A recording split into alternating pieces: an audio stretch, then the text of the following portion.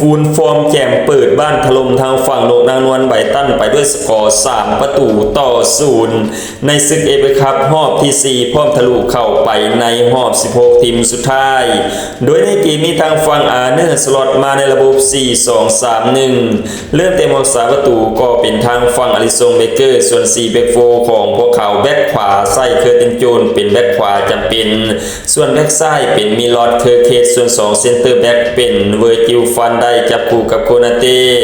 ส่วน2มิดฟิลด์ตัวรับได้แก่ละอันกับทันแบกจับคู่กับแม็กอาลิเตอร์ส่วน3ประสานในแดนหน้าปีกขวาเป็นโมเมดซาลาปีกซ้ายเป็นโกดี้กาโปส่วนตรงกลางเป็นฟอร์เรียนเวียดซัพพอร์ตในหัวหอกตัวเป้าอย่างเฟเดโกเคียซ่าที่ลงหับนาทีแทนฮูโกเอจิติเกนในเกมนี้โดยเรื่องเกมมาทั้ง2ทีมก็เปิดหน้าแรกใส่กันแต่ท้ายครึ่งแรกทางฝั่งหุ้งแดงลิวฟูลก็ได้เฮจากมีลอดเคอร์เคสที่แอซิดในทางฝั่งเคอร์ตินโจนซัดเข้าไปทำให้ทางฝั่งหุ้งแดงลิวฟูลออกนำทางฝั่งนกนางนวลไบตันด้วยสกอร์1-0โอ้โหสุดๆจริงๆทางฝั่งหุ้งแดงลิวฟูลเอาจนได้และหลังจากนั้นทั้ง2ทีมก็ทำประตูเพิ่มมาได้ทำให้จบลงโดยทางฝั่งหุ้งแดงลิวฟูลออกนำทางฝั่งนกนางนวลไบตันด้วยสกอร์1-0ใน45นาทีแรก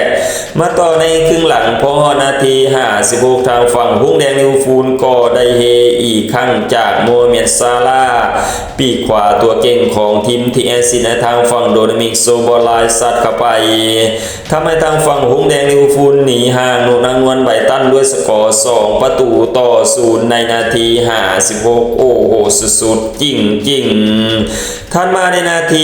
68ทางฝั่งหุ้งแดงลิวฟูลก็ได้เฮอีกครั้งที่โมเมดซาลาซัดจุดโทษเข้าไป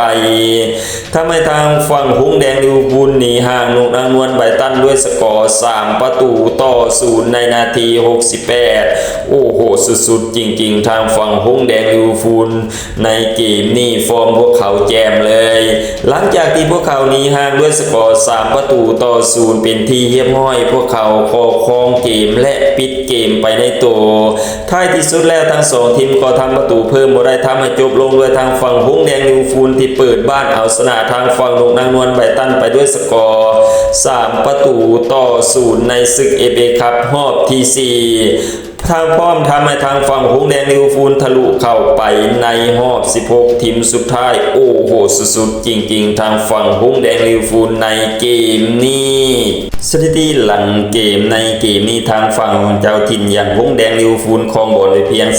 47% ส่วนทางฝั่งทีมที่มาเยือนอย่างนกนางนวลไบตันพวกเขาครองบอลไปถึง 53% ในเกมนี้ทางฝั่งลิวฟูลสร้างโอกาสยิง13ครั้งเข้ากรอบ5ครั้งเป็น3ประตูส่วนทางฝั่งทีมที่มาเยือนอย่างไบตันในเกมนี้พวกเขาสร้างโอกาสยิงถึง17ครั้งเข้ากรอบเพียง3ครั้งบ่เป็นจักประตู